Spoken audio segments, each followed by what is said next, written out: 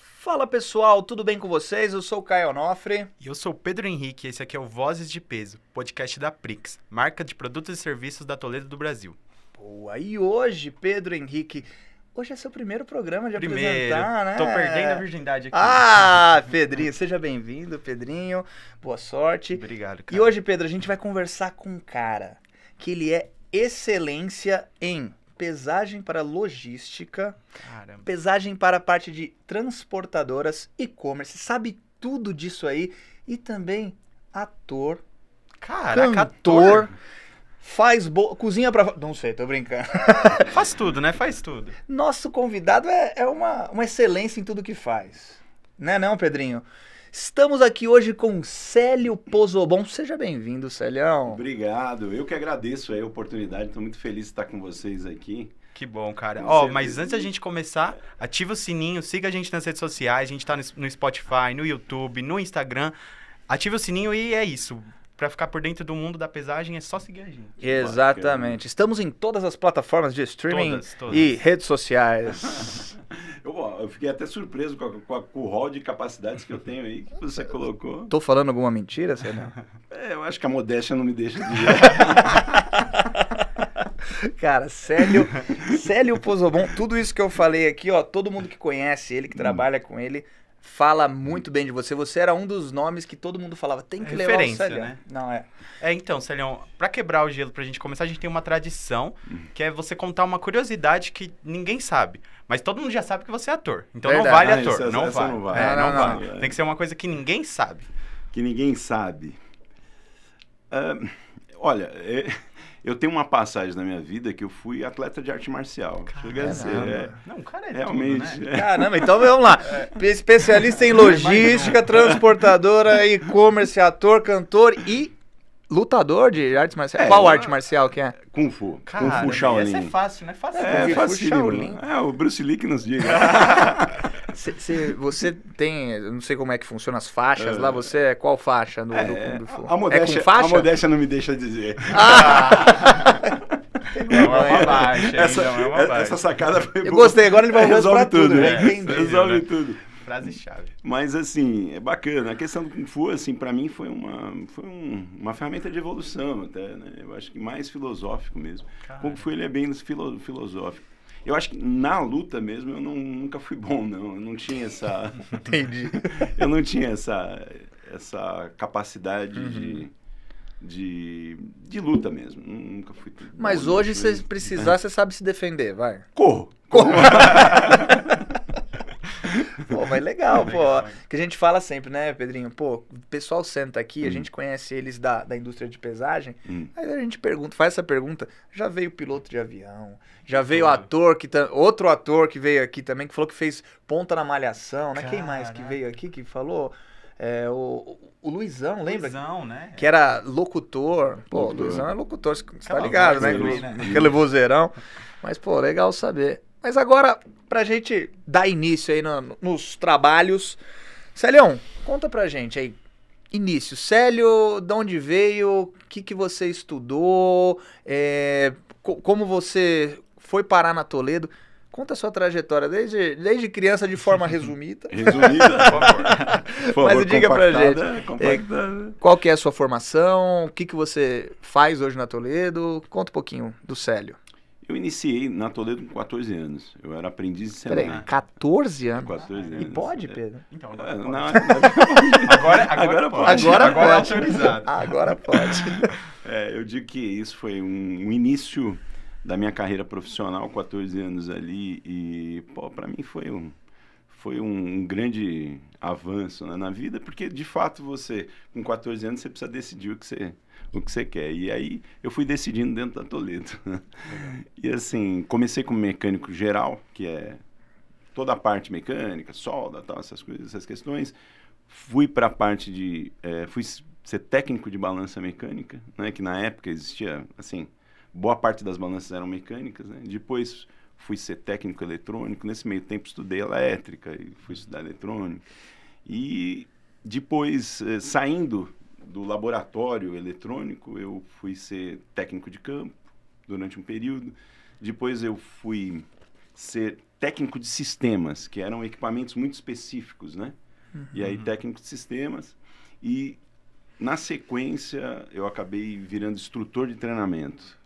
Naquela época, a gente tinha uma questão que era um divisor das águas ali, que era a troca do sistema mecânico para o eletrônico, né? Então, assim, existia uma carência muito grande de treinamento. E a Toledo já investia muito em treinamento mecânico e ela teve essa conversão da parte mecânica muito mais pro Desculpa te interromper, você pegou a fase onde as balanças eram mecânicas, não tinha eletrônica dentro das balanças, ou tinha muito pouca eletrônica? Muito pouca. Assim, eu entrei na Toledo em 1985, então assim... 80, faz a conta aí, você que tá em casa, faz a conta. Qual? Entrou em 85, 14 anos... Já consegue aí. Você chega já na idade de Celião. 35. Que tá no formol, né, que tá... Mas diga lá, desculpa te interromper. Então, essa realmente, em 1985, a gente tinha existiam muitos equipamentos importados, de fato, mas assim, a eletrônica ainda era pequena dentro dos equipamentos importados, né? E no Brasil, assim, começava o desenvolvimento, né? Então, o primeiro equipamento que nós tivemos foi a Pri 1, né? Que era uma balança revolucionária no mercado nacional, assim. Mas, quando eu entrei, não existia ainda. Eu acho que eu estava iniciando, não me recordo, a Pri 1 ainda. Mas, assim, existia ET, que era uma balança que ela parecia um ET. Ela vinha... Telefone, minha casa. Essa eu fiquei curioso, né? Vamos depois, a gente pega as imagens aí. Se você já conheceu o ET, posta a foto aqui no comentário. Mostra a foto aqui Quero ver. pro pessoal. Mas era uma balança que ela parecia um ET. Ela vinha dos Estados Unidos, né? Então, assim... o desenvolvimento no Brasil era muito resumido, né? Isso na automotiva e tudo, né? Mas a Toledo estava na vanguarda, ela estava desenvolvendo coisas, ela iniciava já esses processos, e aí foi quando depois de algum tempo, né? Em 1985, lógico, eu era estagiário, mas eu fui para a área de treinamento por volta de 1998, 1997. E aí, justamente, para trabalhar nessas questões, desenvolvimento de treinamentos de comunicação, por exemplo, né? Então, assim, os equipamentos eram trabalhavam de forma standalone, né? E aí, de repente, começa a ter que unir esses equipamentos. Fazer uma integração entre todos. Era cada um trabalhando por si e agora tinha que integrar tudo. Porque o que você tinha antigamente era um equipamento imprimindo alguma coisa, né? Era o máximo ali dentro da tecnologia que existia naquele momento. Daí, de repente, esse equipamento passa a se comunicar com um sistema que vai gerenciar ele. E aí, assim, tudo isso modifica o perfil da necessidade, né? Sim. Então, eu iniciei com um curso que era CCR, que a gente chamava Controllers, Comunicação e Rede, né? Era isso. E rede era uma coisa assim, até nos primeiros cursos a gente colocava uma rede lá, sabe? Aquela rede. Rede é isso, né, gente? Não, rede não é isso. E aí eu fui buscar lá na história da comunicação para poder constituir esse curso, ou ajudar, né? Lógico, eu tinha uma equipe toda trabalhando nesse sentido, né? O Bert, Carnevale, na época, que era hoje ele está no Senai, inclusive, é um grande pedagogo, né? E assim, essa história toda, ela foi se criando assim. Então, aonde eu ia buscar vamos dizer assim, o material para poder fazer, o Bert e todos que trabalhavam ali, a gente tinha que pegar um livro lá, né? A internet, eu lembro que a primeira internet que nós tivemos, a gente fez uma vaquinha para ir lá contratar o UOL de escada. Caraca! Era uma vaquinha. Então, eu, o Bert, outros... fizemos uma vaquinha pra gente contratar uma UOL de escada e a gente ficava no bate-papo, que era uma coisa sensacional, assim. Pra quem pegou, Pedrinho não pegou isso, Célio. Não, falar, bate-papo da UOL, sim, mas internet de escada, acho que você não... Você chegou a usar a internet de escada, Pedro? Quando eu era pequenininho, assim, cara, bem pequenininho. Não sabe o que é aquele barulhinho de fritar ovo, né? Que você nunca sabe. Que tanto você usar, você sabe se vai dar certo ou não. Pelo barulho, você sabe se vai dar certo ou não. E aí, assim, uma curiosidade, assim, por exemplo, para a gente construir o curso de comunicação, nós fomos ver como que a história da comunicação. E ela iniciava lá no Telégrafo. pontinho, no telégrafo, né? E hoje, se você pegar um equipamento se comunicando, ele não é diferente do telégrafo. Só que ele ajusta um protocolo, olha, se eu mandar dessa forma, você tem que receber dessa. Então, toda aquela história, qual que é o protocolo, qual que é a velocidade, tudo isso é ajustado entre os equipamentos.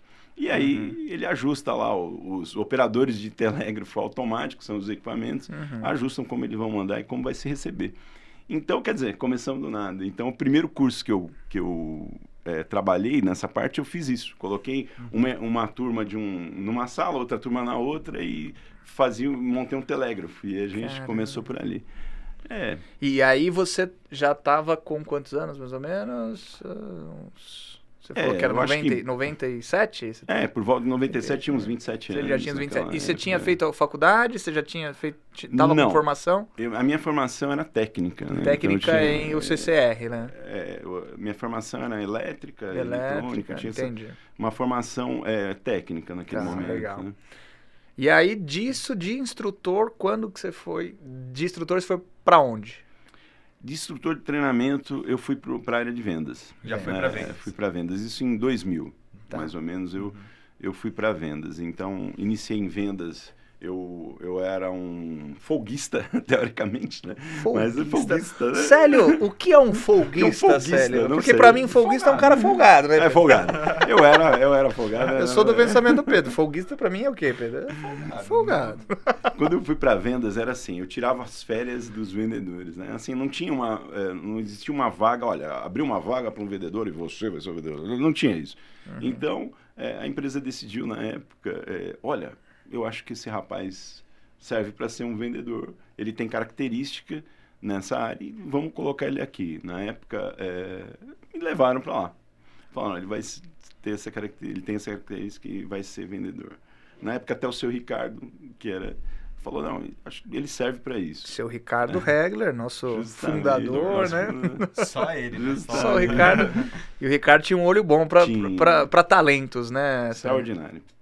Tinha uma visão muito boa, não é que foi comigo, mas eu sempre ouço. Você é um ótimo exemplo disso. Na realidade, outras coisas. A gente, assim, realmente, ele tinha uma visão muito boa, né? Ele tinha uma percepção muito boa. E, assim, naquele caso, ele viu, falou, olha, eu acho que ele... E aí, chegou para o gerente, na época lá, o gerente de vendas, e falou, gostaria que ele fosse. E aí eu fui. Só que, assim, eu cheguei lá, não é que tinha uma vaga de vendedor. Então, só que os vendedores têm que tirar férias, né? Então, tinha lá uns 11, mas as minhas férias... Dava certinho. E aí, eu comecei, tirando as férias, e assim foi. Fiquei um ano, mais ou menos, nessa condição, e apareceu uma oportunidade para um vendedor, na época, ir para uma filial. Ele foi para Ribeirão e foi para a área comercial, foi ser supervisor comercial. E ele atuava ali na região de Guarulhos. Aí ele saindo, eu falei, agora eu se consagro. Agora é tudo meu. E aí eu fui para Guarulhos. Quando eu indo para lá, quer dizer, eu já tinha feito alguns trabalhos ali, nas férias e tal, e sabia, realmente, era uma região mais difícil. De venda, era uma região mais difícil na época. E o vendedor falou para mim, olha, rapaz... você vai ter que ter muita vontade, porque aquilo ali só tem transportadora. E assim, era muita transportadora. E você diz, na época ele tinha essa visão, porque a transportadora não tinha muito... comprava muito... tinha uma balança específica que eles compravam ali, não era muitas também que eles precisavam ter, né? Era isso, né? Quando muito, comprava uma balança de piso, sabe? Porque assim, dificilmente se pesava caixa. Então, ele pesava um pallet, alguma coisa desse tipo, mas quando pesava caixa, era uma balança de caixa e uma balança de piso. E aí, assim, não tinha tanta possibilidade dentro da empresa. Naquela época também, o transporte não tinha esse DNA de tecnologia que ele tem hoje. Hoje você pede e já chega no mesmo dia. Então, você imagina que tem que ter ferramenta para isso, não é? Então, mudou bastante essa questão, né? Hoje as transportadoras são empresas de tecnologia, né? Se você entra lá, você vai ver que muitas tecnologias são desenvolvidas dentro das transportadoras. Né? Isso, e depois são utilizadas no mercado. Um traqueamento, por exemplo, né? Traqueamento que nós chamamos aí a parte de rastreamento. Onde foi desenvolvido, né? O rastreamento. E hoje você tem um veículo que pode ser rastreado, né? Caramba. Então, naquele momento, eu falei, cara, e agora? Né? Vou começar. E, assim, passei por histórias bastante engraçadas até no início, né? Porque, assim, você quando inicia em vendas, você está começando do zero, você tem um papel em branco, você tem que escrever alguma coisa ali, né? Você tem que achar o que você escreveu. Uhum.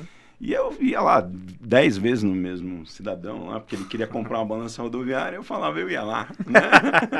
O cara quer comprar uma rodoviária? Bora! Rodoviária era o foco foco point, né? Uhum. É isso que eu preciso. E aí, logo no início eu tive uma circunstância assim, tinha uma empresa assim, que era uma empresa familiar, acho que era o filho e o pai e tal, e tanto eu ir lá, um dia o pai falou para mim assim, olha, rapaz, assim, eu tenho assim eu vejo que você é um cara com muita vontade. Você tem bastante vontade, mas eu vou falar a verdade para você, eu não posso comprar sua balança. Falei, mas por que isso? Por que você não pode comprar minha balança? Não pode comprar porque sua balança não dá para mexer. Ela é assim, eu tenho que colocar aquele peso, é o peso certo lá, não posso mudar. Cara, e era um negócio num primeiro momento, eu falei, mas tem isso? Na época... O cara não queria que pesasse certo, queria que justamente. pesasse o que ele quisesse que pesasse. Aí eu falei, olha, não tem como fazer. Realmente, aí o senhor não pode comprar de mim. E eu tô vindo aqui toda semana 2, 3 vezes de besteira. E beleza, passou o tempo. Ele acabou comprando uma balança lá, que não sei a forma que ele fazia, mas enfim. Depois de um ano e pouco, eu passando na frente da empresa, eu fui lá, ele era até português, assim, falava bem arrastado, parei lá, falei, e aí, como é que o senhor tá? Entra aí, vamos conversar, rapaz, sentei lá na cadeira, né? Sentei lá, ele virou pra mim e falou assim, tu não sabes como aconteceu, não sabe, eu estou a chorar, eu não posso nem pensar como se chorar. Meu Deus. Falei, mas o que foi? E tal. Meu filho emitiu um monte de nota falsa e está ganhando dinheiro, aí acabou com a empresa. Eu olhei pra ele assim, ele olhou pra mim e falou assim, eu não sei com quem ele aprendeu isso. Aí ele forçou, né? Aí eu falei, eu posso dar uma dica? Posso te dar uma dica? Posso te dar uma dica? Caramba. Mas enfim, isso é só uma passagem engraçada, mas assim, aquilo pra mim, naquele momento eu falei, cara, eu preciso inventar alguma coisa, né? Porque preciso sair dessa. aquela característica tinha bastante, assim, naquele momento. Isso mudou, lógico, no Brasil não é mais o que era lá atrás, assim. Até porque você tem essa questão digital que ela monitora muita coisa, não tem mais. Mas, enfim, e a gente continua fazendo certo. Sim. E neste momento, o que eu fiz? Eu visitei, eu vendia balanças de piso para as transportadoras e cheguei numa transportadora, tal, coloquei lá a balança de piso e eu lembrei, na época que eu dava treinamento, uma vez eu fui dar um treinamento para assistência técnica. E esse treinamento, eu tinha que falar sobre todos os produtos da linha, né? Para que os técnicos, para que todo o pessoal de serviço tivesse conhecimento de tudo que a gente tinha na linha. Aí eu cheguei na época para o gerente de marketing e falei, olha, eu preciso dos produtos. Falei, nós estamos montando uma coisa que se chama site, né? Caraca. Ele falou, nós estamos montando uma coisa que se chama site. Mas na realidade já tinha um site inicial e tal. E ele pegou um HD desse tamanho, assim, na realidade era um disquete, né? Mas um disquete grande. Assim, aqueles disquetão grande antigamente. E tinha lá um hard lá junto, né? Me deu e falou, vai lá, conecta isso aí lá e você vai ver o site todo tá aí dentro. Eu falei, cara, Tecnologia. Fui lá, criei os links, tal, montei no PowerPoint, ali, sei lá, né? Montei o negócio e fui dar o treinamento. Só que aí, eram vários equipamentos. Eu fui indo. Chegou uma hora, eu cheguei no equipamento, no dia lá que eu não... Cara, o que isso aqui faz, né? Você não conhecia. Eu não conhecia tão bem. Eu tinha visto alguma coisa que a gente tinha instalado 2 anos antes, acho. Mas veio num sorter, num equipamento de grande porte e tal, veio um equipamento desse. E aí eu olhei e falei, é um dimensionador. O que era um dimensionador? Ele era, na realidade, um portal e quando a carga passava por ele media comprimento, largura e altura. Para que serve isso? Isso aqui serve para os sorters. né? Na época, eu fiquei com aquilo na cabeça. Eu olhei aquilo lá, uma transportadora e tal. Na época tinha 2 consultores trabalhando para uma transportadora também. E eu comentei, nós temos isso. E aí, por que eu comentei? Nós tivemos uma conversa que existia um termo que se utiliza até hoje, que é a ociosidade de carga. E aquele transportador, ele estava com um nível de ociosidade de carga muito alto. Ele imaginava. E como que você media a ociosidade de carga naquela época? O embarcador, que nós chamamos, a Toledo é um embarcador, né? Ela mandava a carga para você, você chegava lá, quanto que veio da Toledo de carga? Ela falava, ó, tem 10 metros cúbicos aí. Aí a outra empresa mandava mais 15, outra mais 20 e tal, o caminhão tinha 90 metros cúbicos, ele ia lá, colocava tudo lá dentro, ficava metade para fora. Aí ele falava, minha ociosidade de carga é 50%. Enfim, era assim. Então, como medir isso? Você tem que pegar uma trena e medir 1 a 1. Era impraticável, né? Era impraticável. E aí foi quando eu mostrei isso. Falei, olha, tenho isso e tal. Pô, Você achou o caminho das pedras ali. Só que tinha uma questão. Aquilo lá, ele era feito para trabalhar dentro de um sorter. O que é um sorter? É um caminho de transportadores, né? Onde você põe a carga aqui e ele vai levando. Ele vai levando essa carga. E aí É aqueles... Não sei se você já viu aqueles vídeos daquelas... Vai separando, que né? vai separando Como se fosse um paper passa link, várias não, cargas e assim, ele vai pra lá. vai Esse aqui vai pra cá, esse aqui vai pra lá. Isso é um sorter. Isso é um sorter. Então, você coloca a carga numa indução, né? Que é a entrada do sorter. Ele leva a carga através de transportadores até uma saída. E a melhor condição é que ele saia já dentro de um caminhão que vai transportar, né? Então, esse era o primeiro objetivo do sorter. Daí, utilizando o dimensionador e balanças, o segundo objetivo, que era medir a carga. Então, naquele momento, as empresas começaram a utilizar isso, vinha de fora e tal, para o sorter, né? Mas eu pensei, gente, mas o valor do sorter era um investimento muito grande e no Brasil, assim, poucas empresas tinham essa vamos dizer, essa condição e esse capital para investir. E também, né, ter essa... tá na ponta para investir num equipamento desse. Porque quando você investe num equipamento desse, você tem que ter carga para poder bater ali. Né? Senão... É uma mudança toda na produção, né? Tem que ter toda uma logística ali para conseguir colocar um equipamento desse. Justamente. Então, assim, eu não ia viver de vender aquilo para sorter. Porque o sorter já vinha de fora, vinha com os equipamentos. Então, aí, eu conversando ali, olha, a gente podia fazer uma esteira, né? Aí foi a ideia, né, dos consultores pensar. Falei, olha, se a gente colocar a carga de um lado e ela sair do outro, e já sair pesada, já sair cubada. Maravilha, aí vai dar. Daí pegamos um equipamento, a primeira empresa que comprou isso, investiu lá atrás e pegou, era a antiga Ramos Transportes, ela comprou o primeiro equipamento, né?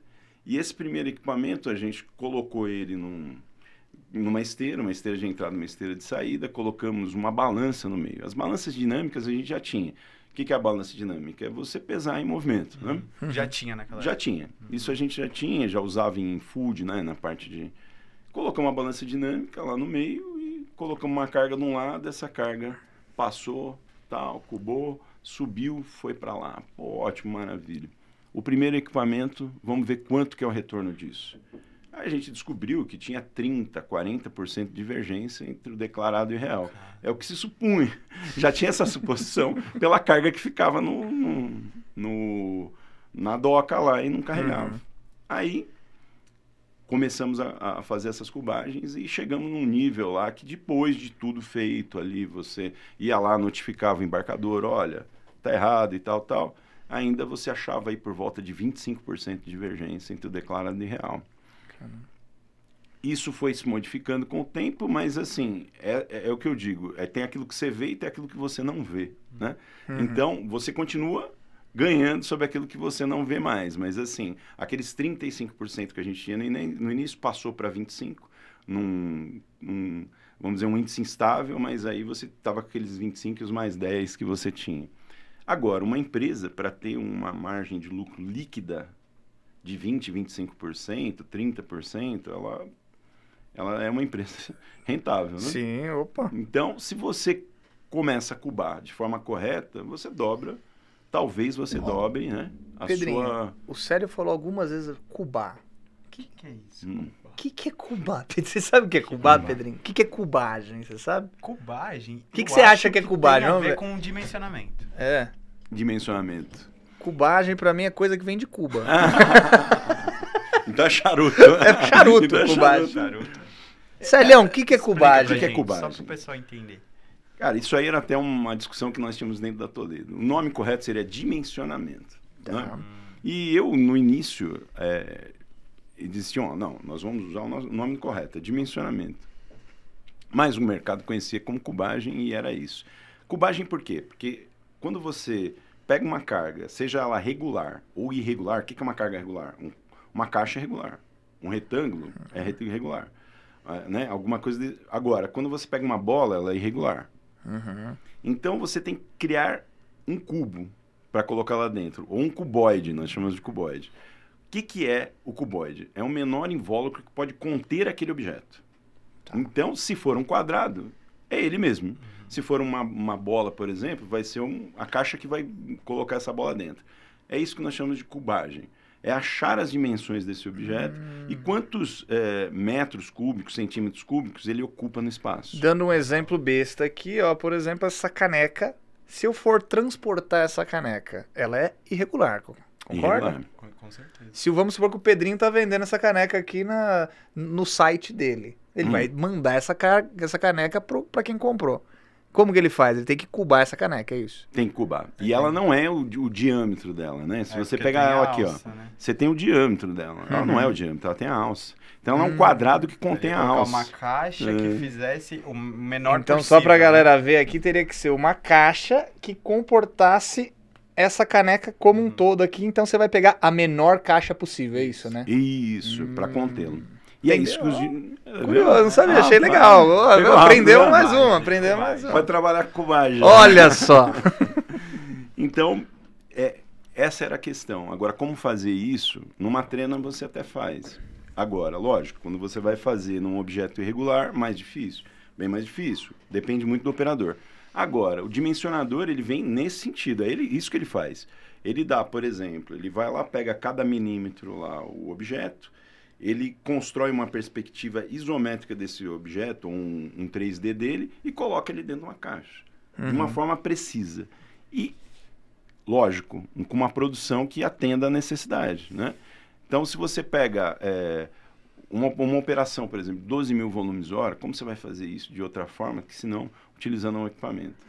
E hoje nós temos equipamentos que cubam aí até 12 mil volumes hora. Caramba. Celião, eu fiquei sabendo que tem um número que é meio mágico, assim, pra cubagem, que é o 300. Você pode explicar pra gente o que é o 300 pra cubagem? É o Sparta! Esse aqui, o 300 eu conheço aquele lá, pô. Eu só conheço esse. Eu demorei no começo para entender o 300, mas é assim, existem dois índices para cubagem. O 300, que é o índice do rodoviário, né, do transporte rodoviário, e 167, que é do aéreo. 166,6. Isso. Esse número, ele é o peso que aquele objeto ele deve ter dentro de um veículo. Então, para dar um exemplo para vocês, eu vou colocar. Se você tem um veículo de 90 metros cúbicos, e você tem lá, ele tem a capacidade de carga de 30 toneladas, isso quer dizer que cada metro cúbico dele vai ter que ter, dividido de forma regular, você vai ter que ter por volta de 300 quilos ali, né? Não é isso? 300 quilos por metro cúbico. Essa é a conta que é feita. Se você tem um veículo que carrega 30 toneladas, se você colocar isopor lá dentro, ele vai ficar com 1 tonelada, né? E você está cobrando por peso. Isso não é justo porque o teu custo é do veículo, né? É do espaço. A transportadora, ela costuma dizer que ela vende o espaço transportado. Então, esse espaço transportado, ele deve ter 300 quilos num metro cúbico. Se eu tenho lá um objeto que tenha 1 metro por 1 metro por 1 metro, ele tem 1 metro cúbico. Se ele tiver 200 quilos, ele vai estar ocupando o espaço de um objeto que deveria ter 300, para que o carro fosse pleno. Então, para que se resolvesse essa questão, que hora eu carregava chumbo e me ficava barato, ou hora eu carregava, ou ficava caro se eu carregava, eu tenho que pedir desculpa por esse microfone. Não, sem agressões, sério, sem agressões. Eu vou pedir desculpa pra ele, você sabe que eu não sou hostil assim. Ele tem sentimentos. Com certeza. Mas, se hora eu carrego chumbo, e aquele chumbo me ocupa um espaço menor, e hora eu carrego isopor, eu tenho que ter uma forma para criar um consenso. Isso é uma forma geral, uma questão mundial, mas assim, nós temos esse índice de 300, que é, se você tem 1 metro por 1 metro por 1 metro, você tem que ter 300 quilos dentro de um caminhão, para justificar. Se você tem 1 metro por 1 metro por 1 metro de isopor, ele vai ter que ser cobrado 300 quilos cubados. Então, a diferença do quilo pesado para o quilo cubado é que o quilo cubado é aquele que é volumoso, teoricamente, ou seja, ele é mais volumoso do que pesado. Seria o máximo que a gente conseguiria colocar, né, no espaço que você falou de... Ou, na verdade, eu acho que é o quanto ele vai ser cobrado, né? Se você está levando 1 metro por 1 metro por 1 metro... poderia ser mais, no caso, mais de 300 quilos por 1 metro. Eu digo, e se tiver, por exemplo, 400 quilos, 1 metro, 1 metro, 1 metro, e tiver lá dentro 400 quilos, ele vai ser cobrado por 300 também? Pelos 400. Entendi. O mínimo é 300. Porque na realidade, assim, você tem uma relação entre peso medido, peso pesado, né? Teoricamente, toneladas, mas assim, peso pesado, ou a cubagem, o que for maior, que é o que ocupa mais. Então, Entendi. se eu tenho lá 1 metro por 1 metro por 1 metro, 400 quilos, eu vou cobrar por peso. Por quê? Porque ele está tomando a carga do caminhão. O que a gente tem que entender, assim, pela lógica do transporte, essa questão que equilibra a relação, né, transporte-transportador, é que o veículo ele tem uma carga máxima. É essa carga que interessa. Então, eu não posso estar ocioso em relação a essa carga, mas também não posso estar além da carga. Porque, assim, se eu pegar essa carga que o Caio comentou, que tem 400 quilos, e encher um caminhão com ela, eu vou dar excesso de peso. O caminhão não vai conseguir andar. Perfeito. Então, a ideia é essa. Agora, no avião, é 167. Vamos arredondar, 167. E por que o avião é menos? Tem alguma questão para o avião ser menos? Eu acho que se o caminhão voasse também ia ser menos. Eu acho. Isso é empírico, né? É empírico, mas eu acredito que... não acredito, não. O avião, ele tem um espaço, o espaço do avião, ele é menor nessa questão. Então, assim, o que você consegue carregar num avião é 167 quilos por metro cúbico. Entendi. É menor do que o carro que fica no chão, né? Cara, isso foi uma aula, você viu, né? Foi uma aula de logística aqui que vocês tiveram aí de forma gratuita. Isso aqui... Mas, Celião, fiquei sabendo aqui de umas histórias que teve um cliente seu, você vai contar, que ele parece que quase quadriplicou a produtividade dele. É verdade isso? Você com uma máquina nossa, ele quadruplicou. E parece que ele ainda assim não ficou muito feliz, não. O cara chegou, quadrupliquei a minha produção e eu não ficou feliz com você. Por quê, Célio? Conta pra gente.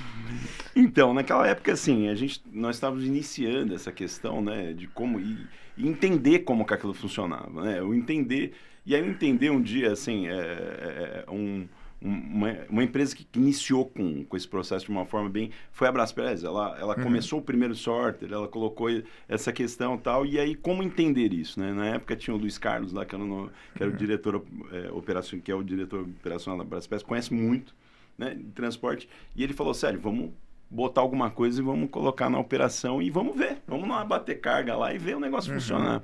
Então a gente criou uma máquina e ficamos lá batendo carga, isso em 2004, acredito, e vendo como que funcionava, porque assim, não tinha um material didático para isso, não tinha um conteúdo acadêmico para isso, então era bater lá e entender qual que era a melhor máquina, qual que era a melhor... Teste, né? Então estava ali com isso em várias empresas de transporte, muita gente que conhece muito e naquela época já conhecia, e eu comecei a entender melhor a coisa trabalhando ali. Quando eu cheguei para ver uma operação que era de uma multinacional, que tinha mais ou menos o perfil já traçado, qual era o equipamento que deveria usar tal, ela tinha um equipamento que ele era estático. Aí você chegava ali, colocava a carga, colocava a carga ali e você lia o código de barras, ela ia lá, cubava, pesava a carga. Ele tirava aquela carga, pegava uma outra. Até hoje nós temos esses equipamentos estáticos. Bom, quanto que fazia um equipamento daquele? Ele fazia por volta de 200 volumes por hora. Então ele ia assim, tal, media, voltava, pesou, cubou. Colocava a carga ali, manda embora. Era cara, assim. E mesmo assim ele fazia 200 volumes por hora. Eu acho. Eu ia falar isso também pra mim. Pô, 200 é... Na minha humilde cabecinha aqui, eu falei, pô, é bastante, né? Dependia também da questão do operador. Depende muito do quanto o operador vai conseguir fazer. Nessa questão do setup, de trazer também carga para ele, tudo isso. Isso era a realidade. Era o que existia. Quando eu fui lá, eu olhei a máquina, a primeira máquina, eles tinham trazido de fora e tal. Via a máquina lá, falei, poxa vida, mas aí uma parte da carga não era, né? Não era cubada. E eu falei, não dá, né? Mas se a gente for cubar aqui, a gente vai ter que colocar 10 máquinas dessas, não tem nem espaço. E aí eu fiquei pensando naquilo que nós estávamos desenvolvendo, né? Que eu tinha passado lá, batendo carga, a gente, né? Falei, gente, mas dá pra gente tentar fazer isso. E aí tinha um software que era mundial, uma coisa que não tinha domínio, né? Não ficava aqui. E aí a gente pegou esse software e tal, fizemos um software para meio que enganar o software e achar que ele estava cubando numa máquina manual, mas ele não estava, ele estava cubando numa automática. E começamos a passar carga. Bom, enfim, aquela máquina fazia 800 volumes. Coloquei uma máquina, ela fazia 800 volumes, ela fazia o que 4 máquinas faziam. Batendo a carga de um lado, colocava a carga de um lado, ela passava, cubava e tal. Colocava a carga, passava, cubava. Falei, pô, 400 volumes por hora. E ela vinha, 800 volumes por hora. Aí, nesse meio tempo, pô, tudo maravilha, todo mundo feliz com você, todo mundo feliz, todo mundo feliz. O cara vinha e agradeceu, sério, pô. Lógico, todo mundo feliz. Tava ganhando mais dinheiro, não tava? Todo mundo tava, né? Inclusive, né? Aí veio o Big Boss dessa empresa, né? Aí desceu no Brasil aqui. Era uma multinacional? Era uma multinacional. Aí desceu, foi lá no aeroporto, olhar lá umas coisas, não sei o quê. Foi lá, olhou, viu a máquina. Falou, mas espera aí, deixa eu entender. Bate a carga aí, quanto que uma máquina dessa faz? 800. Rapaz, o cara ligou lá pra matriz lá e pra quem fazia a parte de tecnologia, como que isso é feito aqui no Brasil e a gente não faz. Os caras sempre menosprezando a gente aqui no Brasil, você vê, Pedro? Sempre achando que a gente não... o brasileiro lá, pô, os caras não vai fazer isso. Os caras não vai fazer isso. Olha o jeitinho brasileiro. O jeitinho brasileiro. Aí, no mesmo dia, ligaram de fora pra gente. Não, porque não entende. O que vocês estão fazendo e tal. E a gente foi se explicar, né? Nós pegamos um dimensionador de sorte, colocamos ele lá e tal. E aí, beleza. E, quer dizer, isso depois, hoje, é uma coisa que no mundo inteiro você tem, né? Para esteira de aferição, né? Aquilo para esteira de aferição, não em sorte. A ideia era, vamos usar em sorte, né? Mas naquele momento não tinha. Quando você ia fazer cubagem, você fazia num equipamento estático. Então foi isso. Então, mas a gente então meio que trouxe um conceito novo para esse universo aí. Não tinha isso então antes? Ou se tinha era... Se tinha era desconhecido. Porque assim, se você imagina que uma empresa de um porte internacional, uma das maiores do mundo, estava utilizando um equipamento estático, eu entendo que não tinha uma oferta de um dinâmico. E aí eles compraram mais, Célio? Compraram. Compraram. Aí eles compraram uma cacetada aí de nós. Aí compraram mais alguns, compram até hoje, mas assim, o bacana é que quando você consegue fazer isso, né? Que você consegue criar alguma coisa nova, né? Pelo menos novo para mim, novo para o país, né? Que você consegue, é bacana, porque isso abre outras possibilidades para quem usa também, né? Aí você criou uma oportunidade ali, né? Você criou uma oportunidade, aí você cria uma nova perspectiva, porque às vezes uma carga que você fala, eu não vou cubar isso porque não tem condição. Eu vou trabalhar nos meus... eu costumo usar muito a questão de Pareto, né?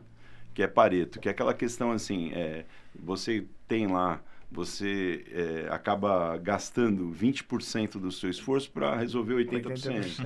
E os 20% você larga. Mas Pareto não falava para você largar, né? Era assim, mas é isso, né? Sim. Meio que você larga. Então, assim, esse cara, eu acho que nós Nessa época ainda Pareto estava, né, fazendo os 80%. E aí passamos a fazer os 80% e depois caminhar para fazer os 20% também. 20%. Cara, então, voltando para sua trajetória, você ficou como vendedor e é vendedor até hoje.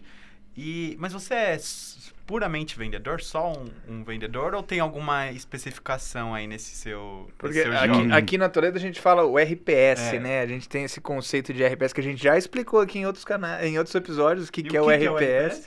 É o representante... Responsável. Ó, eu errei!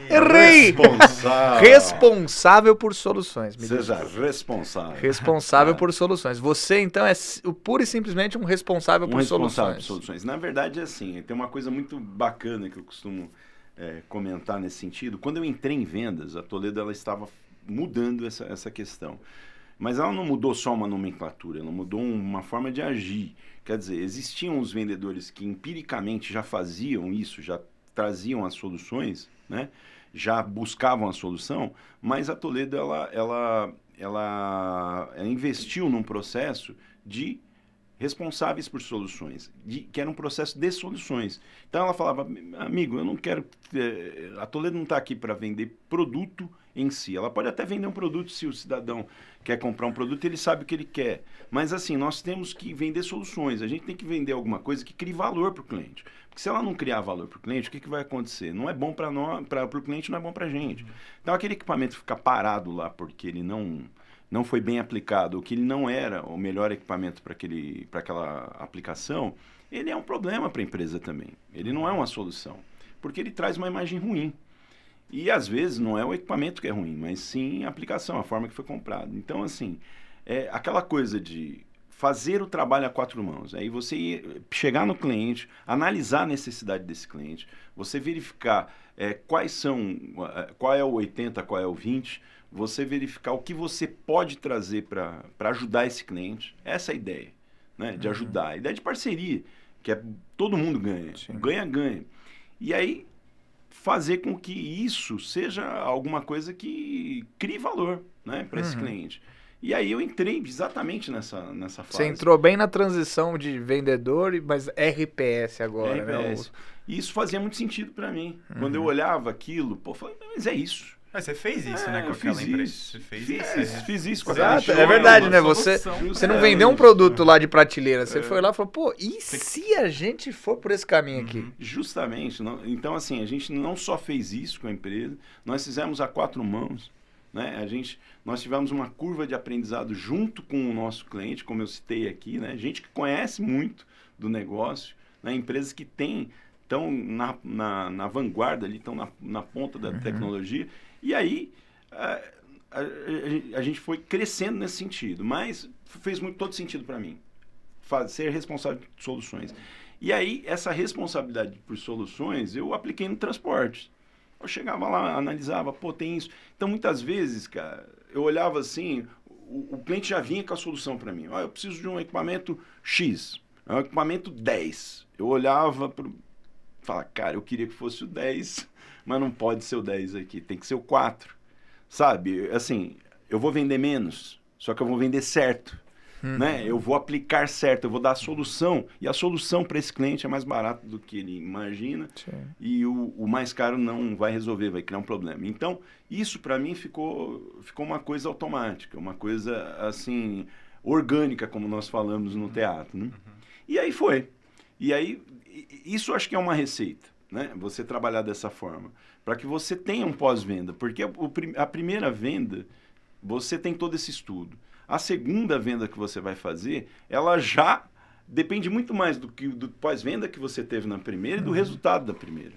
Então, quanto melhor for essa tua aplicação, melhor vai ser essa tua trajetória, né?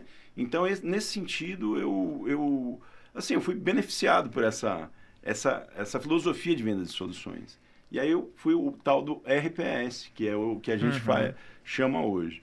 Que nós chamamos hoje, que não é só um título, é uma forma de agir, é uma forma de trabalhar, né?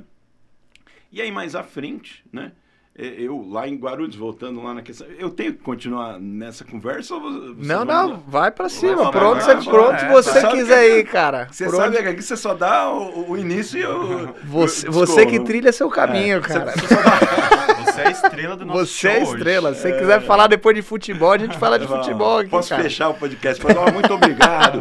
Eu estou aqui, olha, eu estou aqui com o Caê. É isso, você manda, cara. Então, não, é porque eu me preocupo, porque Não, assim, fica tranquilo. você dá o tema e eu vou discorrendo. Vai lá. Então, assim, nesse momento, eu trabalhava lá em Guarulhos, eu fazia ainda aquele trabalho de Guarulhos, lá nas balanças que eu não podia vender. Aham. E também trabalhava nas transportadoras, porque tinha muito transportador em Guarulhos, mas eu era regional, eu só trabalhava ali na região de Guarulhos, era marginal direita do Rio Tietê. E chegou uma hora que, assim, eu tinha muita coisa para fazer no transporte, né? Isso foi se criando, aí você tem vários parceiros nossos, assim, uma Jamef e outros clientes aí, né?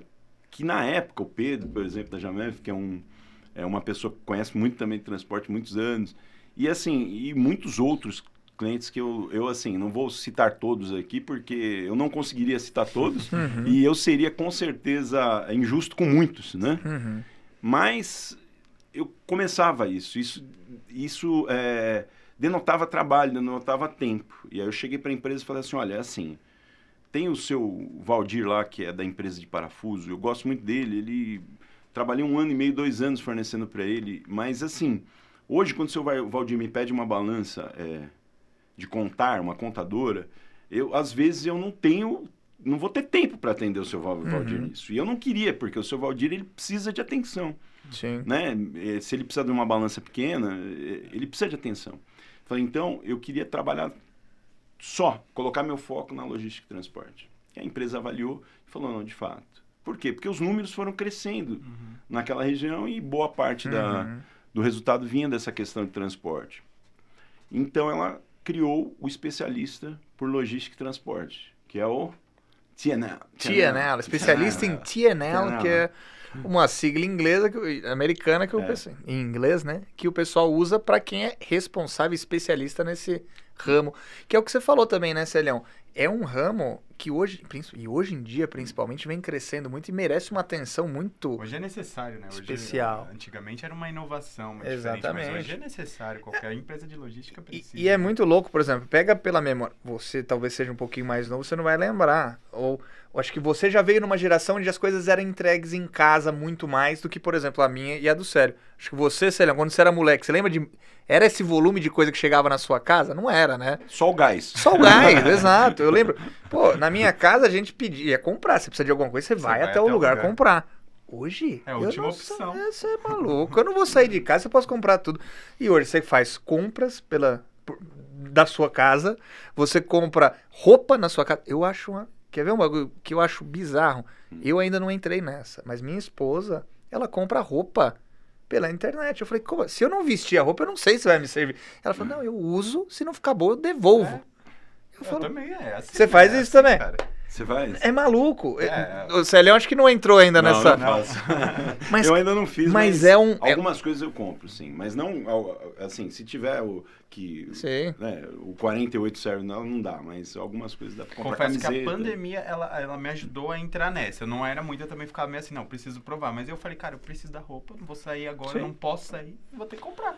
Mas isso, Pedro, que você falou, é muito curioso, né? A pandemia foi uma coisa horrível que aconteceu com a gente, mas eu acho que ela deu a gente abriu várias atenções pra gente, né? A gente começou a enxergar as coisas diferentes depois da pandemia, né, Celião? Eu acho que a logística teve acho que a logística foi muito impactada com a pandemia, não foi? Sim. Eu vejo que o mundo se preparava para fazer o que ele faz hoje. Desculpa. O mundo se preparava para fazer o que ele faz hoje. Ele vai brigar com você até o final, hein? Rapaz, olha, não é por mal. O mundo, ele se preparava para isso, mas ele não esperava ter que fazer isso tão rápido. Né? Então, abriu-se uma janela, né? E essa janela ela não fechou totalmente. Quer dizer, aliás, eu acredito que ela fechou muito pouco. E a pandemia foi isso. Né? Então, assim, eu trabalhava com e-commerce, com algumas empresas de e-commerce naquele momento, e, assim, do nada, assim, a coisa deu um boom geral, né? E aí tem o divisor é mais um divisor das águas, né? Que você está trabalhando com uma carga fracionada. O que é uma carga fracionada? Você tem lá 50 pares de calçado que vão dentro de uma caixa para um shopping center. Agora, esses 50 pares de calçado vão para casa de cada um. Existe uma diferença, né? Bugou a mente, né? Porque você fala assim, uma coisa é você levar, que você falou, uma caixona com 50 para um lugar só. Outra coisa é levar para 50 endereços diferentes, né? Justamente. E nós tínhamos alguma coisa de e-commerce no Brasil que vinha lá de trás daquela coisa do... o e-commerce ele tem ele tem alguns benefícios, algumas coisas, mas assim, quem vai trabalhar com e-commerce, quem vai comprar com e-commerce, é uma característica meio específica, né? Alguém que tem isso, tem aquilo tal, não sei o quê, o cara vai lá, vou tentar comprar com e-commerce. Não, ali, quem não comprava com e-commerce passou a comprar. Sim. E assim, foi uma revolução, inclusive em outros aspectos, né? Porque entra aí no aspecto do salary, aí, que é o marketplace, né? Porque assim... eu acho que uma coisa que dividiu muito o mercado é isso, né? Quer dizer assim, que fez esse up, né? É uma disruptura, talvez, até, de uma certa forma. É você ver que, assim, uma empresa sozinha, para ela comprar um produto e te vender, ela vira um grande shopping center, sei lá o quê, né? Um grande distribuidor. Ela é um grande distribuidor. Ela tem de tudo lá dentro, né? Isso tudo tem um custo. Aquilo que você não vende, por exemplo, é custo, né? Por exemplo, uma vez eu estava fazendo uma análise de processo, por exemplo, e tinha uns componentes, por exemplo, de um iPhone 3, quando nós já estávamos no iPhone 7. Aquilo não ia vender. Só que a empresa comprou, né? Então, tudo isso tem um custo, né? E aí entra essa imagem do marketplace, né? Que é aquele cara que ele vende num site, né? Ele coloca aquilo dentro de uma plataforma e essas plataformas, elas foram se modificando, elas foram se adaptando com uma velocidade extraordinária, né? E principalmente quando veio a pandemia, elas saíram lá da velocidade do jato para o foguete.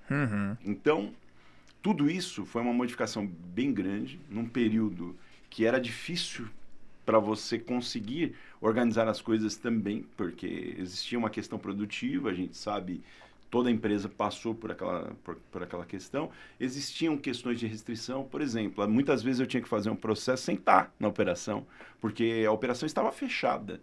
Então, muitas empresas fecharam as operações para evitar o trânsito desse cara, que é o RPS, que muitas vezes é um vetor.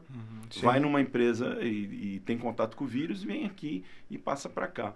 Tudo isso foi criando um mundo, para mim, diferente, com outra necessidade. E essa necessidade de se adaptar.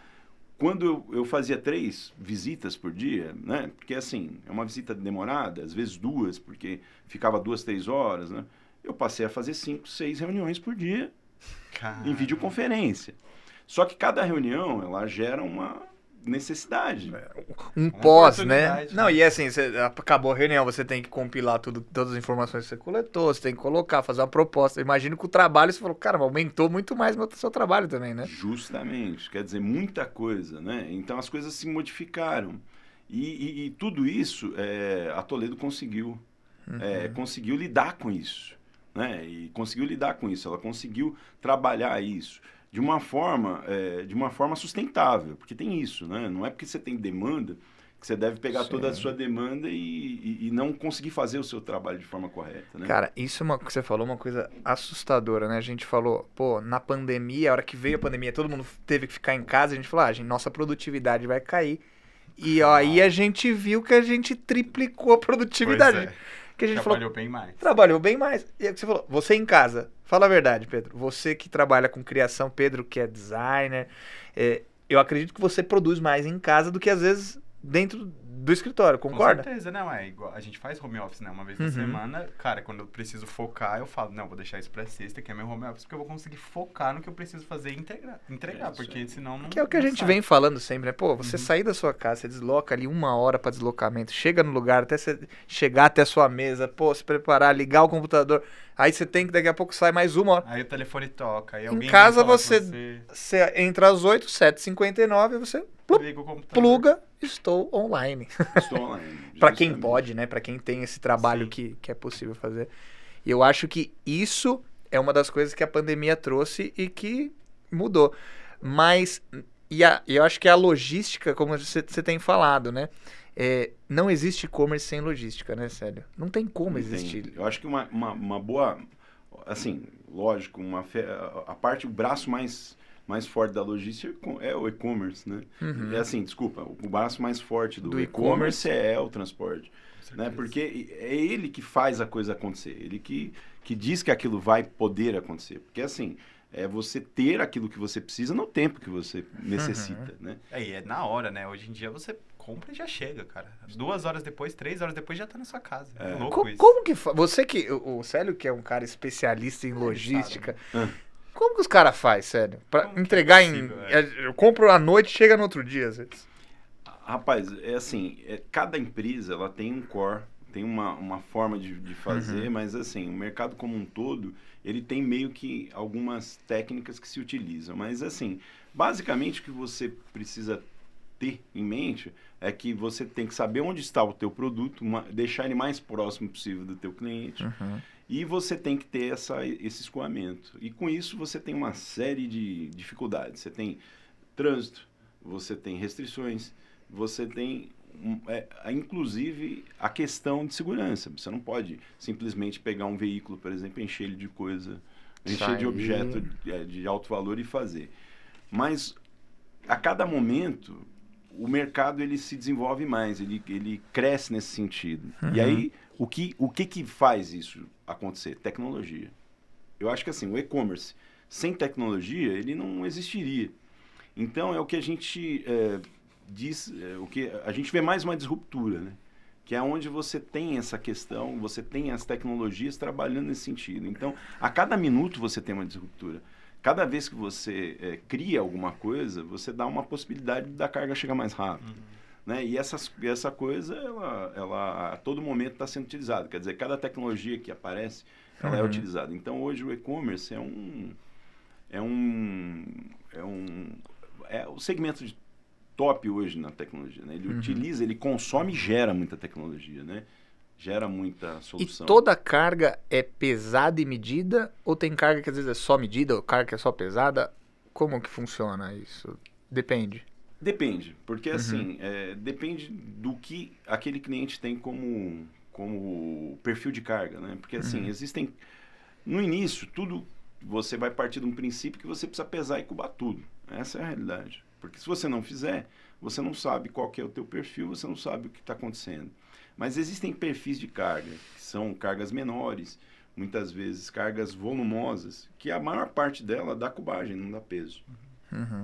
Então, às vezes, tem condição de você abdicar para um perfil de carga. Você fala, olha, isso aqui é um perfil de carga menor, então eu tenho como só cubar. Esse perfil de carga maior eu vou pesar, porque a participação de volumes que são mais por peso é maior. Então, você tem como fazer isso. Isso só pode ser possível quando realmente se criou essas questões, o e-commerce, essa nova perspectiva de transporte. Né? Porque apareceu isso. Antigamente, você tinha que pesar e cubar de fato. Né? E hoje, numa carga fracionada, não tem outra saída. Porque a carga fracionada você nunca sabe. Você tem uma caixa que você não sabe o que está lá dentro. Isso, teoricamente, seria para o e-commerce também. Mas como você tem um perfil de carga, que nós chamamos de small, que são cargas pequenas, que não tem o que ter. É diferente, né? Não tem. Você pegar um volume desse tamanho, ele pode ter titânio lá, pode ter vindo lá do planeta do super-homem. Não vai pesar mais que... Não vai. Então, essa é uma questão que vai se desenvolvendo, né? Então, à medida que vai tendo esse aprendizado, vai tendo essa curva de aprendizado, alguns processos produtivos vão se modificando, né? Isso realmente acontece. Legal. Bom, e aqui a gente sempre traz aqui, Célio, dentro do Voz de Peso, a gente sempre fala de futuro, né? A gente sempre tenta trazer, vocês que são especialistas, vocês que estão no mercado, vocês estão vendo o presente, mas eu acredito que vocês têm uma visão, já estão olhando ali na frente, né? Para esse segmento, logística, transporte, Como que você vislumbra aí? O que vai ser de nós no futuro, Celião, em relação a isso? Você já falou um pouquinho aí, né, do e-commerce, mas como que vocês estão vendo aí o futuro? Eu vejo que, assim, não existe uma regra geral que diga, olha, a partir de tal data a gente vai começar a fazer de uma forma assim, isso é o que vai acontecer. Porque tem uma coisa que eu aprendi na logística e transporte com esses 23 anos aí, que não existe duas operações iguais, nem necessidades iguais. Elas podem ser parecidas, mas não são iguais. Então, vai ter essa particularidade, vão ter esses desafios, para um futuro vai aparecer novas necessidades. Agora, a tendência é que, lógico, a busca das empresas é reduzir cada vez mais o tempo de entrega. Isso é fato. Então, a disruptura, né, ou as novas tecnologias vão dar esse sentido, vão dar esse caminho. Se eu tenho um drone, por exemplo, que efetivamente consegue fazer essa entrega de forma eficaz, viável, talvez esse drone passe a ser utilizado, né? A inteligência artificial, você acha que vai também dar um up? A inteligência artificial é tudo que a gente imagina, né? Assim, para um futuro. Porque, veja, eu penso, né, e vi algumas coisas nesse sentido, que aquilo que um robô fizer, é o robô que vai fazer. Se ele consegue fazer, tudo que um robô pode fazer, ele virá fazer. Justamente. Um dia eu parei e pensei comigo. Eu falei, cara, o que eu faço? Dá para um robô fazer? Porque se der, eu tenho que mudar. Porque ele vai fazer, né? Sim. Então, eu digo que essa questão, né, de você ter essa inteligência artificial, inclusive nas vendas, nos sites, no pós-venda do site, na entrega, né? Na questão, hoje você vê grandes empresas de e-commerce que têm traqueamento. Antigamente o cara deixava a carga na porta da sua casa. Se o teu vizinho pegasse, sim. Hoje em dia ele te pergunta, olha, qual que é o teu CPF? Quem é que está atendendo? Você vai falar o nome, foi tal. Ele vai lá, ele tem uma geolocalização para saber que ele estava lá, que ele não levou a carga para outro. E, assim, é um básico que no futuro com certeza vai ser muito mais automático. Então eu penso que essa questão ela vai ser mais automática. E assim, num país que nem o Brasil, ainda existem outros desafios a se vencer. Já tentaram colocar um drone aqui, né? Eu acho que assim... Mas não deu muito certo. Não sei se vai dar. Mas assim, para isso tem que se pavimentar essas estradas para que possam... tem que superar os desafios. Os desafios. Mas assim, eu acho que no Brasil existem desafios maiores ainda. O transportador, ele tem o desafio de estrada, né? Hoje, pelo modal rodoviário. Existem outros desafios que alguns países já superaram e que a gente ainda tem que superar.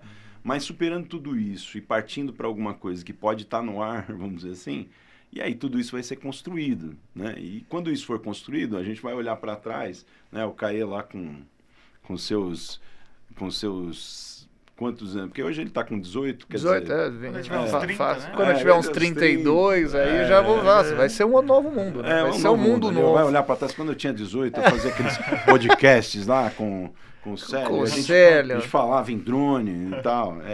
E um dia vai acontecer, né? Até o carro vai voar. Sim. Não vai? E o carro é uma coisa que agora eu vi bastante...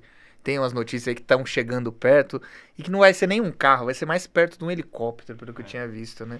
Mas essa é uma das coisas que eu achei que já teria até agora, eu vi que... Mas eu acho que é muito difícil, né? O carro voador... É uma logística também muito complicada. É segurança, envolve várias coisas. Mas eu acredito que em pouco tempo a gente vai ter essas entregas aí. Comprou na internet em até 60 minutos vai estar na sua casa. Eu acredito.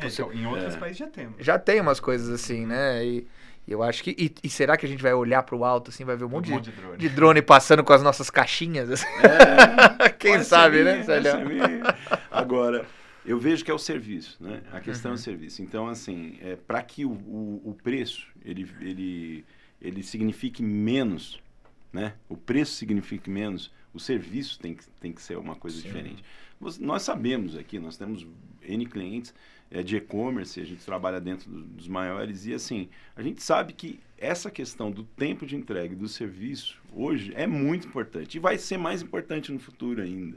Cada vez esse nível de importância vai ser maior, porque as gerações que vêm hoje, né, elas já vêm com o celular na mão, elas já vêm com facilidade ao acesso à informação, e elas vêm cada vez mais exigentes nesse sentido. Eu vejo que eu tenho uma netinha de 3 meses, a gente vira o celular para ela e dá risada. Porque ela já sabe que aquilo ali vai ser uma foto, né? Então você vira o celular para ela, já dá risada. Já então, Antonella, colocou ali, já dá risada. Então, na minha época, né, assim, se você colocasse uma máquina fotográfica na minha mão, eu achava que era uma mamadeira, né? Nessa idade, né? Justamente. Então, assim, tudo isso cria um nível de exigência maior que no futuro vai ser maior. Então, essas dificuldades, muitas vezes, que a gente tem hoje, no futuro vão criar facilidades e a gente vai olhar para trás como nós comentamos aqui, né? O que vinha na tua casa antigamente? O gás, né?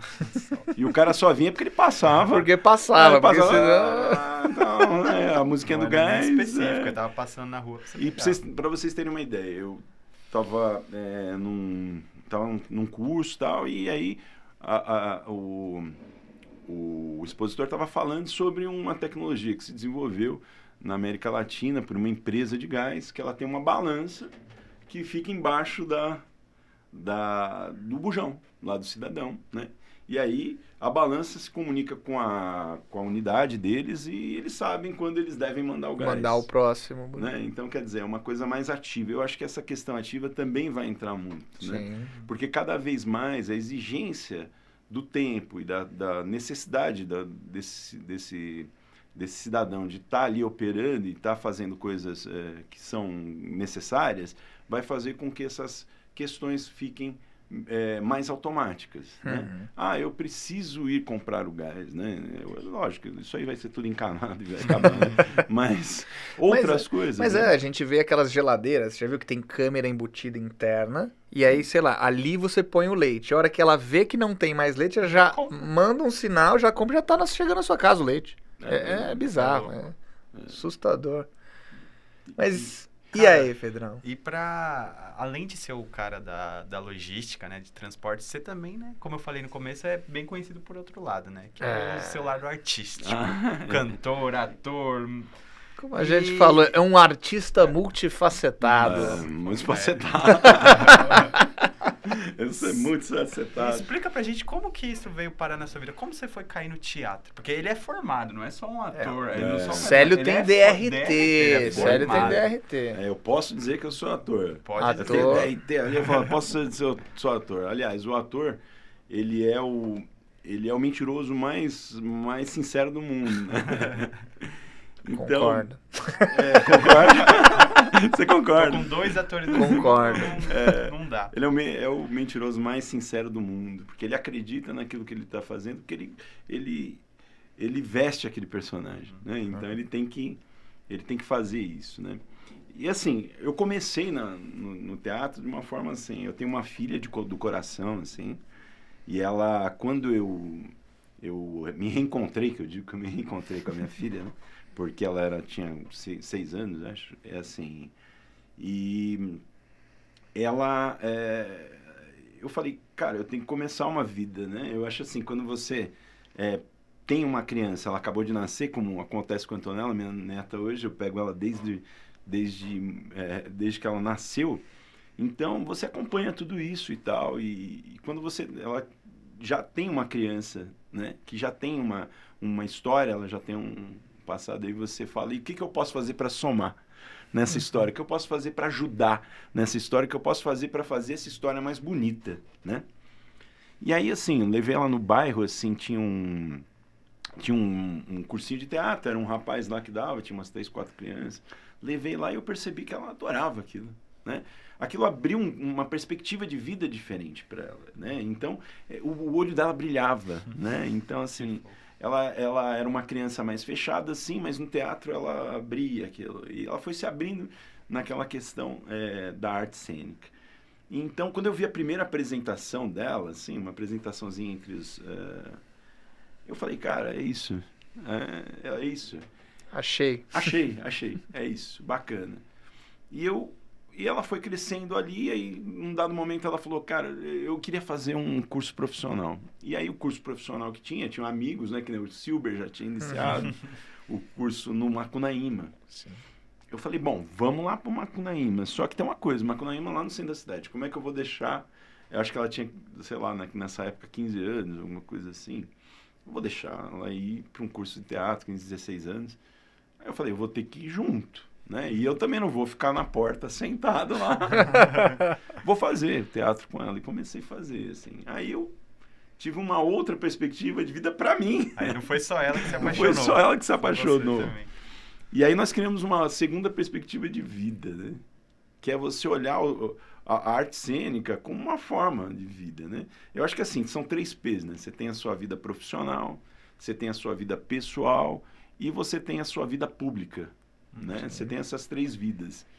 E assim, a minha vida pública, ela era uma vida menor, assim, eu nem tinha essa visão da vida pública. E minha vida pessoal, ela era pautada em muitas coisas que eu circundei ali, criei aquele meu ambiente que, pô, podia ter sido feliz pro resto da vida. Mas o teatro veio e me abriu um ambiente maior. E assim, lá atrás, eu ouvi numa aula de teatro o seguinte, o teatro faz pessoas melhores. Sim. O teatro faz pessoas melhores, ele faz pessoas melhores. Porque eu me entendi de forma diferente no teatro. Eu vi que o ser humano, ele precisa ter um ambiente agradável. O ser humano se sente bem num ambiente agradável. O ser humano se sente bem, por exemplo. Então, às vezes, não é só você trazer alguma coisa de forma direta matemática. Às vezes, você precisa falar, porque tem um ser humano lá do lado de lá. E o teatro me ensinou uma coisa que chama comunhão. Que é aquela coisa que você senta ali e, antes de tudo, conheça a pessoa. É um ser humano que está ali. Você Não tá é uma vendendo máquina. alguma coisa, mas é um ser humano, né, que tá ali. Isso no lado profissional, mas no lado do teatro é assim. Aí, quando eu fiz uma peça, outra peça. Para ser sincero para vocês, até meus 30 e poucos anos, eu nunca tinha assistido uma peça de teatro. Caramba. Eu nasci num bairro de periferia, o que a gente realmente tinha um teatro, acho que, da prefeitura, mas assim, era uma coisa longe, né? Eu ficava em outro bairro e tal, e eu nunca tinha tido nenhuma oportunidade. E aí a primeira peça de teatro que eu assisti, 3 anos depois, eu estava num palco. Você lembra qual foi a sua primeira peça que você assistiu? Cara, a primeira peça que eu assisti foi do Silber. Olha lá, Silvão. Foi do Qual era a Silber. peça, você lembra? Era uma peça, acho que de Tchekov, se eu não me engano. Olha. Era eu não me lembro a peça, mas ela era muito simbólica. Ela era extremamente simbólica. Então tinha um personagem que ficava só virando água num jarro, sabe? Ele ficava virando água no jarro. E era um trabalho que o Silber fazia junto com a Simone Schuba, que é uma diretora de teatro, de Stanislavski, era um estúdio de Stanislavski. E aí eu ficava olhando, né? Assim, para mim, não me parecia no passado, né? Não me parecia normal eu ficar 1 hora assistindo uma peça que alguns personagens ficavam parados, outros jogavam água. E eu comecei a ver sentido naquilo, né? Ver sentido, né? E aí, falei, cara, putz, isso aqui é muito legal. Pô, isso aqui é muito bacana. E aí eu fui fazendo teatro. E foi lá no Macunaíma que eu assisti minha primeira peça. E aí, logo eu já estava num palco, fazendo comédia. E aí eu fiz a minha primeira peça no teatro. Eu fiz uma peça que se chamava A Era do Rádio, né? Era a Era do Rádio. Então era uma peça baseada num texto americano e tal, mas que contava aquela história do final do mundo, né? Que era do George, quem? O Cidadão Kane, né? do Cidadão Kane. Do diretor do Isso, Cidadão. o diretor do Cidadão Kane, que era o George Orwell. Então, a peça era muito bacana, era uma comédia. E assim, iniciando, né? Eu tinha um ano e pouco de teatro, quando eu fazia minha primeira peça. Fiz com atores aí que nem Delídia, que é uma baita atriz, Sim. sabe? Hoje você vai assistir uma peça aí dela, você fala, cara, a mulher é sensacional, né? Você tem um Rui Brizac, por exemplo, que é um cara muito bom, né? Você vê hoje uma peça dele, você vê ele nos trabalhos que ele faz, mas ali a gente tava começando, né? Tava começando com essa galera. E assim, dali eu fui, e a minha filha, ela continuou no teatro, ela se formou, mas ela falou, eu vou pra faculdade, né? E aí ela passou na São Bernardo, aqui na Direito de São Bernardo, e foi fazer Direito. E largou o teatro e você ficou. Largou o teatro naquele momento. Mas ela ainda faz teatro. E eu tive, assim, o prazer de trabalhar pela primeira vez com a minha filha em 2018, acho que foi. Nós estávamos com um trabalho numa instituição no centro, na Maria Paula, que é um teatro que ele tem por objetivo arrecadar recurso para uma casa que se chama Casa Transitória, até mesmo para a instituição, que é uma instituição de ajuda e tal. Então, eles têm um teatro muito bom, 500 e poucos lugares e tal, e aí ela foi para lá com esse intuito, né, de fazer um trabalho voluntário, e vários atores trabalhando, atores profissionais também trabalhando nesse sentido, e me chamou. E aí eu consegui fazer a primeira peça com ela mesmo, porque eu nunca tinha encenado com ela. Mas, assim, era uma peça que chamava O Sequestro de Fred e Sebastião, que era uma comédia. Caramba. E eu fazia um anjo, né? E ela fazia a pessoa que cuidava do sequestrado lá. Ela aparecia depois, no final era muito cômico, muito bacana. E, assim, cara, tudo valeu a pena pra mim, nesse sentido. Outro dia a minha filha me falou uma coisa que eu falei, cara, ela falou assim, eu queria que você, é difícil até. Sem problema. Ela falou, eu tenho uma coisa assim que me deixa muito feliz, é saber que a Antonella vai ter um voator para ajudar ela. Então, isso é uma coisa que para a vida é muito bacana, né? Cara, você deixou uma mensagem aqui que eu acho que eu já tinha ouvido e sempre falo também. O teatro transforma as pessoas em pessoas melhores. Impressionante. Eu acho que ele dá perspectiva. Ele faz com que você veja as pessoas de outra forma. Você não consegue passar pela vida, se você passou pelo teatro, sem olhar para o outro. Você não é mais você. Porque, assim, o teatro é algo coletivo. O teatro nunca é sozinho. Mesmo que você está fazendo um monólogo, né? Eu acredito muito nisso. Mesmo que você está fazendo um monólogo, tem alguém ali, ou fazendo a luz, o som, ou abrindo a cortina. E se você for fazer tudo, mesmo que o seu monólogo, você faça tudo, vai ter o público. Então nunca é sozinho. Nunca é sozinho. E você aprende a olhar pro outro e falar assim, tamo junto. Eu e você, não é só entender, eu. respeitar. Exatamente. Então, respeito, você começa a entender que as pessoas são diferentes, que as pessoas têm anseios diferentes, né? E isso que ela falou, a Antonella vai ter um vô ator, é de um orgulho, eu tenho certeza absoluta. Porque eu acho assim, sabe, Caê? Eu acho que assim, o importante na vida é você ser feliz. E assim, nós temos meio que uns paradigmas assim que a gente tende a seguir. E assim, existem algumas metas a se atingir que pressupõe-se a felicidade nelas. Sim. E não é assim. Porque eu, dentro de um palco, por exemplo, eu me vi feliz. Né? E hoje, quando eu ouço minha filha falar isso, a Antonella vai ter um avô ator para ajudar ela, para tutelar ela e levar ela para esse caminho, se for o caso, se ela se sentir feliz dessa forma. Pô, isso me deixa muito mais feliz. E assim, no lado profissional, isso me ajudou demais. E assim, é uma decisão difícil. Nesse momento, é uma decisão difícil você seguir, porque tá aí. O Caê pode dizer, você sabe disso. Ser ator é muito trabalho, é muito estudo. É estudo de corpo, é estudo de tudo, né? É técnica. Então você tem que estudar, porque senão você não chega em lugar nenhum. Sim. E você decidir estudar, você definir esse tempo, que não é pouco tempo, para que você vá por esse caminho, ainda que de uma forma que não viva disso, mas que você esteja dentro disso aí. Dedicando seu tempo, né? Dedicando seu tempo. Eu trabalhei com a Ópera do Mendigo, que é uma companhia, né? Um dia eu tô lá fazendo uma peça e o Fernando Greco, Palomares, né? Me olharam, Fernando me chamou, cara, queria que você tenha um trabalho, vou fazer agora, no Paulo Heiró, 550 lugares. E eu fui trabalhar na Ópera do Mendigo, né? Eu tive a oportunidade de aprender com a mestrina Mara Campos, né? Então, assim, foi uma coisa que dentro da arte me ajudou muito, mas que me deixou muito feliz como ser humano. E aí vem a questão profissional, o teatro. Então, como eu comecei a dizer, né?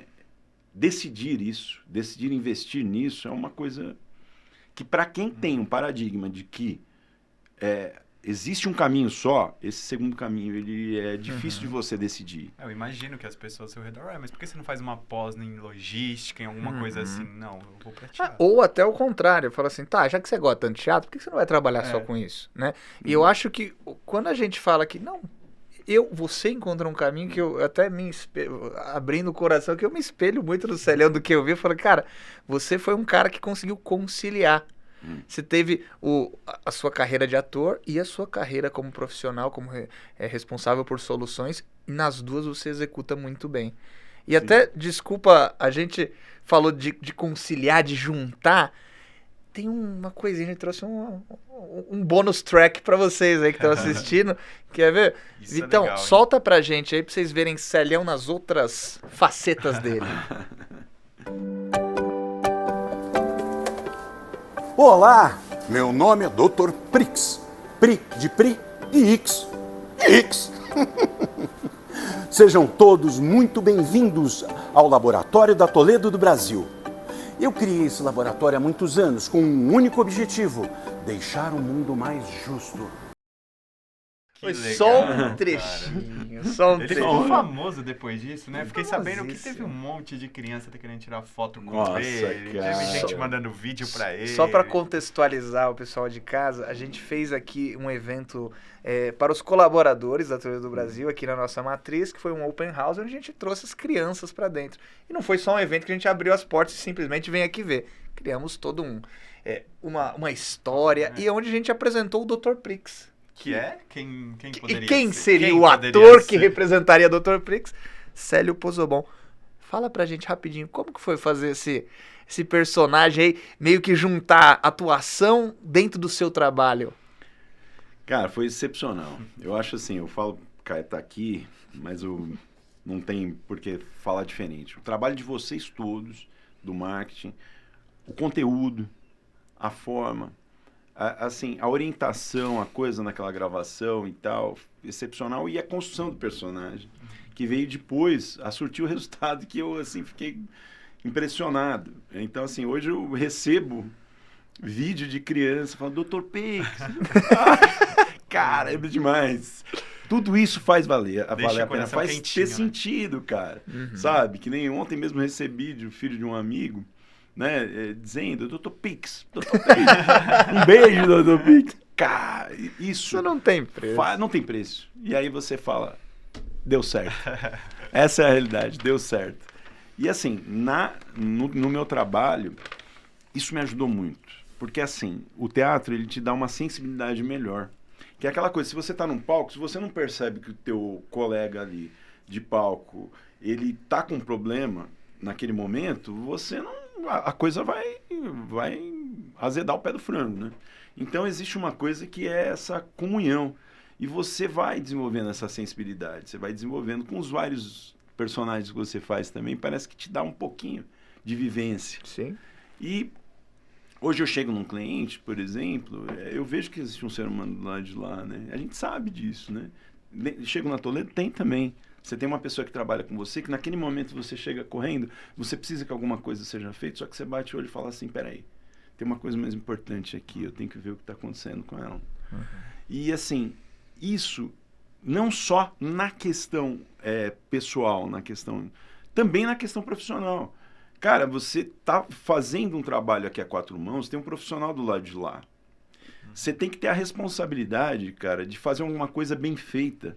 E que esse trabalho, ele dê um resultado para esse profissional, cara. Porque ele depende disso. Se aquilo que você fizer não der certo, você está prejudicando alguém também. Sim. E no teatro é isso. O teatro traz muito isso. Quando a minha ação ela é ruim, ou ela não é da forma que eu gostaria que fosse, ou que deveria, ou que se esperasse que fosse, eu acabo prejudicando alguém. Traz muito o processo de empatia, né? De se Justo. de encontrar os problemas, enxergar os problemas das outras pessoas e tentar entender, né? Essa é a palavra. Empatia. Essa é a palavra. Né? Porque no teatro você não é você mais. Você tá se colocando no lugar de outro personagem. Então você aprende a fazer isso. Então você fala assim, a vida inteira dentro do teatro é você se colocando na pele de outra pessoa.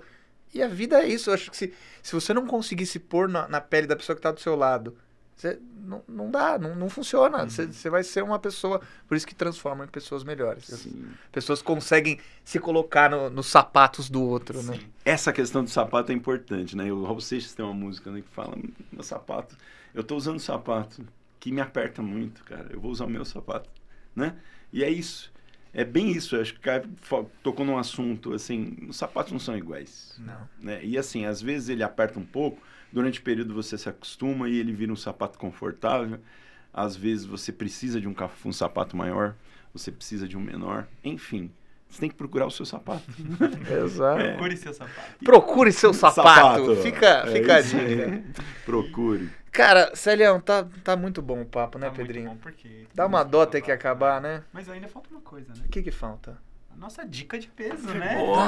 Dica de peso. Rapaz, e assim, antes de terminar, o Pedrinho fez uma ótima, assim, uma estreia excepcional, não? Deixa eu te tô muito contar um nervoso, segredo. Tô muito nervoso. Pedrinho é um artista, né? Ah, É artista, não tem jeito. Artista, ele pega, ele veste a 10 e a faixa e fala, não, toca, põe em mim. Toca a bola pra mim, toca a bola pra mim. Excepcional. Excepcional. Rapaz, se você fez isso na sua estreia, né? Porque estreia é aquela coisa, né? Estreia, você tem frio na barriga, né, Celião? Eu Tem tô aqui, todo mas mundo eu tô tremendo. Ah, eu Olha, duvido. No dia que eu ouvi a Fernanda Montenegro falar que na estreia ela tem frio na barriga, eu falei... Então, Ela tem vontade de ir no banheiro, viu? Falando que ela fala, vou no banheiro umas 3 vezes Pô, antes de estrear. Você é aquele monstro sagrado, ainda tem isso. Imagina eu. Justamente. Então a sua estreia passou e aí eu te digo que agora, daqui pra frente, é só alegria. Que legal. É. Feliz, hein? Um elogio. Se fosse... Pô, do Não homem tem que é comentário. especialista em logística, transporte, e-commerce, luta, kung fu, Kung Fu. ator, cantor, que a gente nem falou disso, mas também é cantor. Mas Pedrinho falou, agora também não podemos esquecer desse último Uma dica parte de importante. peso, né? Dica de peso. Bom, ele já deu várias, né? Várias. Vamos falar que ele Deu uma deu ali aula. uma aula pra gente, mas pra encerrar, Celião, olha pra câmera da verdade, como diria o nosso saudoso Clô. A minha dica é a seguinte. Eu acho que nós temos sempre a tendência a seguir alguma coisa que a gente acha que que foram coisas pré-determinadas, às vezes até por nós mesmos. Mas eu digo, procure a felicidade. Independente o cargo que você vai ter, não depende disso. Você pode ser feliz sendo aquilo que você realmente é. Einstein tinha uma frase muito interessante que ele falava assim, se você analisar a capacidade de um peixe subir numa árvore, você vai achar que ele é um imbecil. Então, busque esse teu sapato, busque essa tua capacidade e, assim, seja feliz fazendo aquilo que você faz e que você gosta. Mesmo que isso não seja socialmente alguma coisa tão importante, né? Tudo é importante. Tudo é importante. Qualquer trabalho é importante.